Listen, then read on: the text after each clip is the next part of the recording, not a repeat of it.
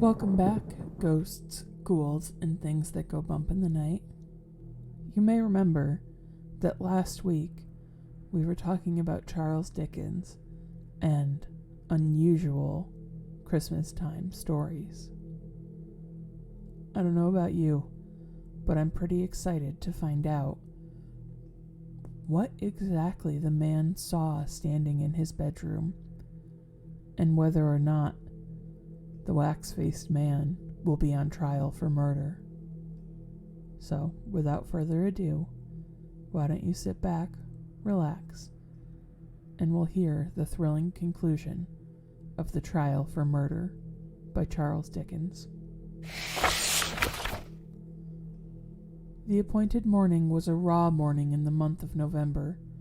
There was a dense brown fog in Piccadilly, and it became positively black and in the last degree oppressive east of Temple Bar. I found the passages and staircases of the courthouse flaringly lighted with gas, and the court itself similarly illuminated. I think that until I was conducted by officers into the old court and saw its crowded state, I did not know that the murderer was to be tried that day. I think that until I was so helped into the old court with considerable difficulty, I did not know into which of the two courts was sitting my summons would take me. But this was not to be received as a positive assertion, for I am not completely satisfied in my mind on either point. I took my seat in the place appointed to jurors in waiting, and I looked about the court as well as I could through the cloud of fog and breath that was heavy in it. I noticed the black vapor hanging like a murky curtain outside the great windows, and I noticed the stifled sound of wheels on the straw or tan that was littered in the street. Also, the hum of the people gathered there, which a shrill whistle or a louder song more hail than the rest occasionally pierced. Soon afterwards the judges, 2 in number, entered and took their seats. The buzz in the court was awfully hushed. The direction was given to put the murderer in the bar. He appeared there. In that same instant I recognized in him the first of the 2 men who had gone down Piccadilly. If my name had been called then, I doubt I would have answered to it audibly. But it was called about 6th or 8th in the panel, and I was by that time able to say, "Here!" Now, observe. As I stepped into the box, the prisoner, who had been looking at attentively but with no sign of concern, became violently agitated and was beckoned to his attorney.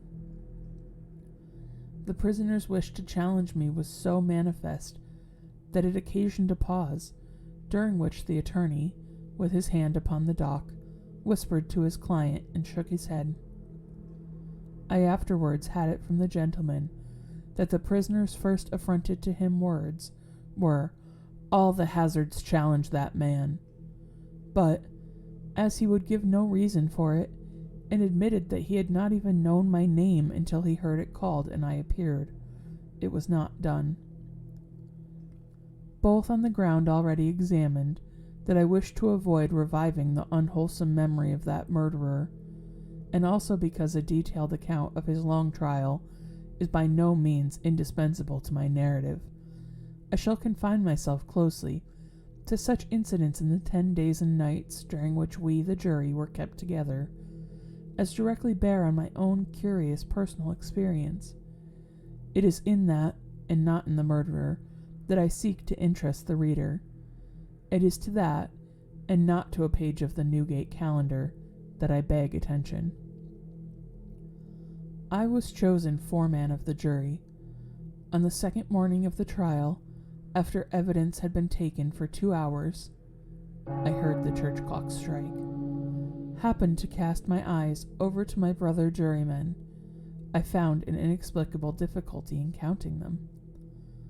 I counted them several times, yet always with the same difficulty. In short, I made them 1 too many. I touched the brother juryman whose place was next to me, and I whispered to him, "Oblige me by counting us." He looked surprised by the request, but turned his head and counted. "Why," said he suddenly, "we are but no, that's not possible. No, we are 12. According to my counting that day, we were always right in detail, but in the gross we were always one too many. There was no appearance, no figure, to account for it, but I now had an inward foreshadowing of the figure that was surely coming. The jury were housed at the London Tavern. We all slept in one large room on separate tables, and we were constantly in the charge and under the eye of the officer sworn to hold us in safe keeping. I see no reason for suppressing the real name of that officer. He was intelligent, highly polite, and obliging, and, I was glad to hear, much respected in the city. He had an agreeable presence, good eyes, enviable black whiskers, and a fine voice. His name was Mr. Harker. When we turned into our 12 beds at night, Mr. Harker's bed was drawn across the door. On the night of the second day, not being disposed to lay down, and seeing Mr. Harker sitting on his bed, I went and sat beside him, and offered him a pinch of snuff. As Mr. Harker's hand touched mine in taking it from my box, a peculiar shiver crossed him, and he said, "Who is this?" Following Mr. Harker's eyes and looking along the room, I saw again the figure I expected, the second of the two men who had gone down Piccadilly. I rose and advanced a few steps, then stopped, and looked round at Mr. Harker. He was quite unconcerned, laughed, and said in a pleasant way, "I thought for a moment we had a 13th juryman without a bed, but I see it is the moonlight." Making no revelation to Mr. Harker, but inviting him to take a walk with me to the end of the room, I watched what the figure did. It stood for a few moments by the bedside of each of my 11 brother jurymen, close to the pillow. It always went to the right-hand side of the bed, and always passed out crossing to the foot of the next bed. It seemed from the action of the head merely to look down pensively at each recumbent figure.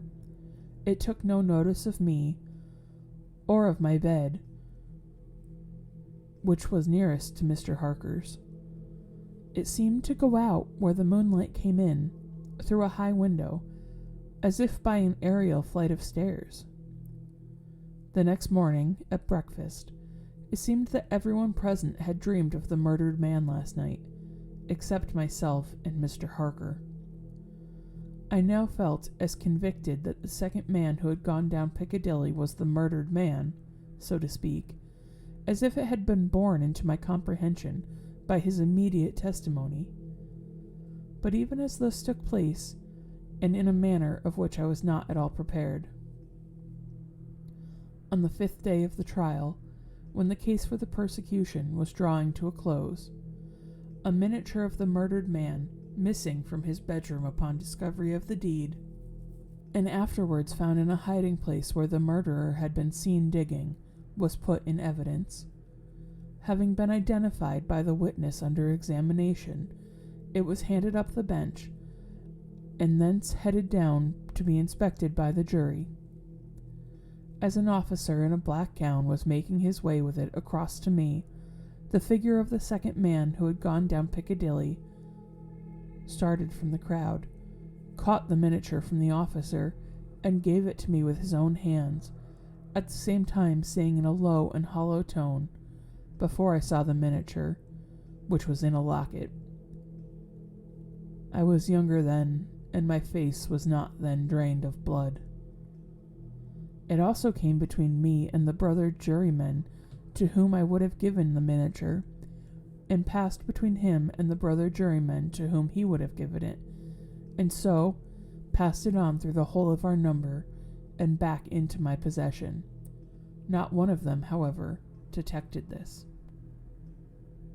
At table, and generally when we were shut up together in Mr. Harker's custody, We had from the first naturally discussed the day's proceedings a good deal.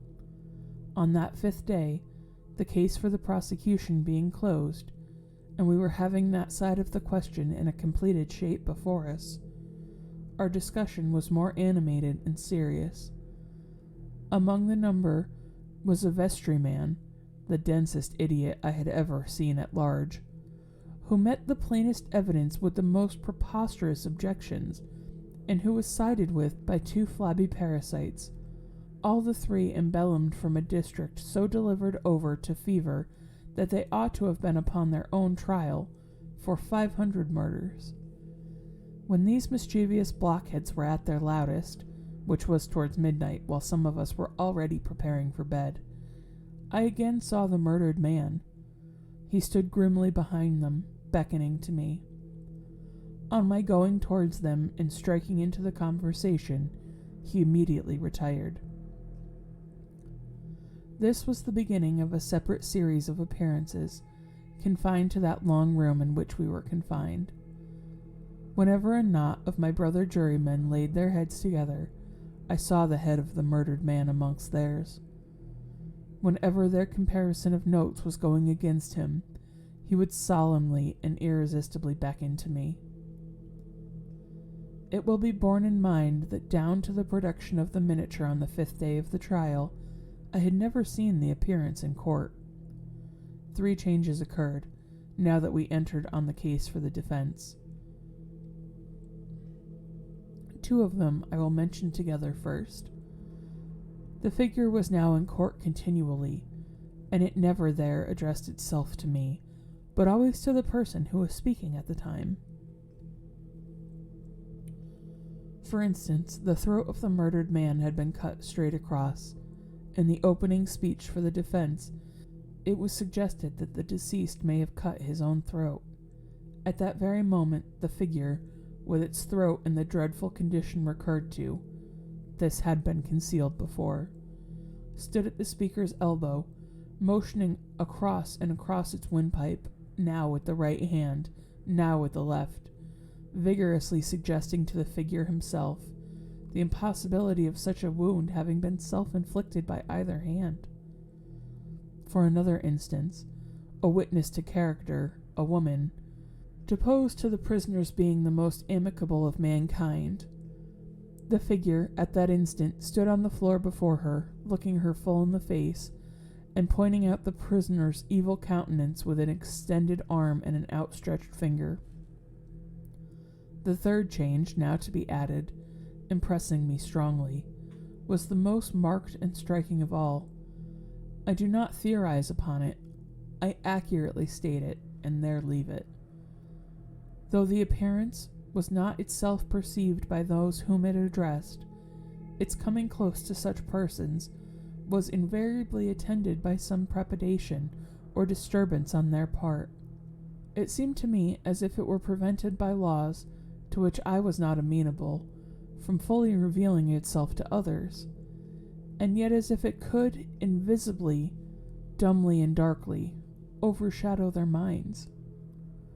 When the leading counsel for the defense suggested that hypothesis of suicide, and the figure stood at the learned gentleman's elbow, frighteningly sawing at its severed throat, it is undeniable that the counsel faltered in his speech, lost for a few seconds the thread of his ingenious discourse, wiped his forehead with his handkerchief, and turned extremely pale.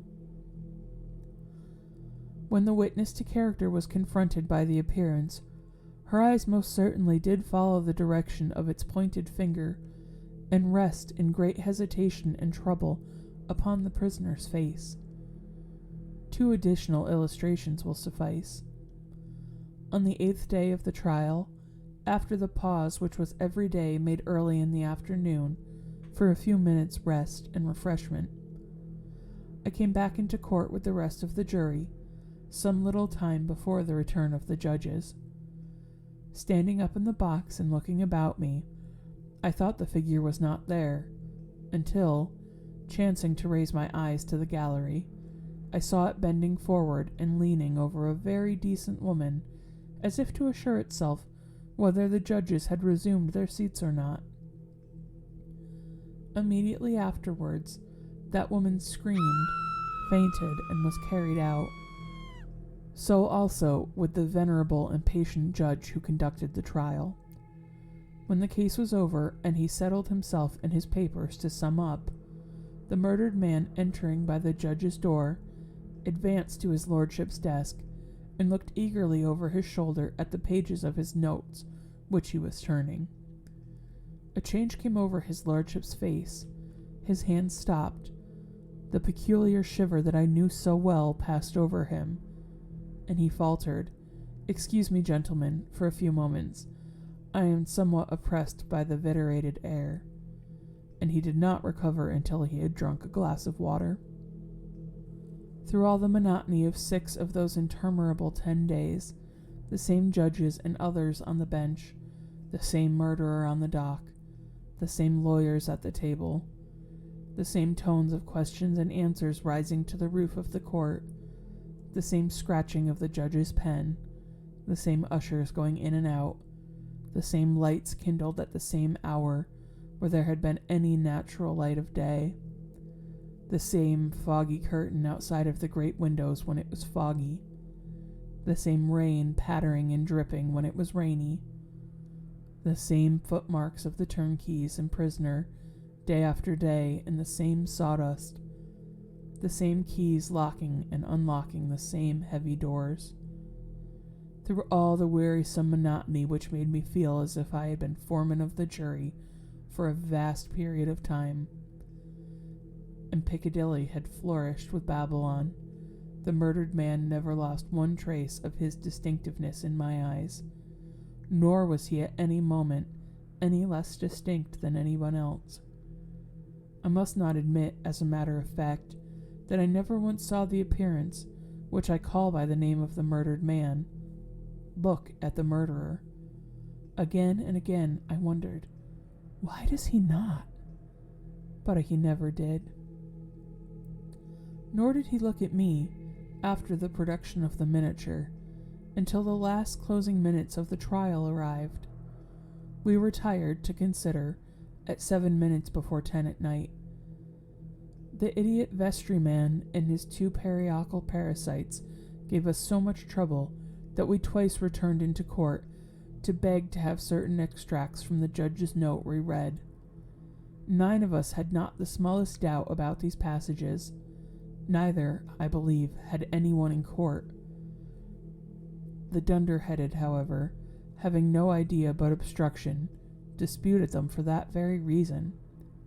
At length we prevailed, and finally the jury returned into court at 10 minutes past 12. The murdered man at that time stood directly opposite the jury box, and on the other side of the court. As I took my place, his eyes rested on me with great attention. He seemed satisfied, and slowly shook a great gray veil, which he carried on his arm for the first time, over his head and whole form. As I gave in our verdict, guilty, the veil collapsed, all was gone, and his place was empty.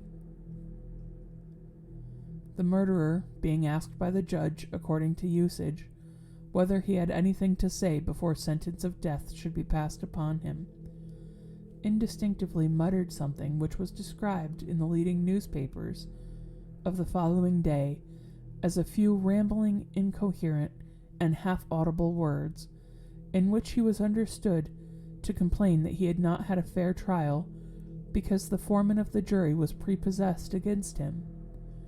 The remarkable declaration that he really made was, "My lord, I knew I was a doomed man when the foreman of my jury came into the box. My lord, I knew he would never let me off because, before I was taken, he somehow got into my bedside in the night, woke me, and put a rope round my neck." And that, listeners, is the story of The Trial for Murder by Charles Dickens. I hope you enjoyed that one. If there's any classic tale you would love to hear, please let me know. You can always find us on Facebook at the Haunted Horrorstorian Podcast, or you can send me an email at hauntedhorrorstorian@gmail.com. Until next time, stay spooky, and remember, sometimes it's more than just a story.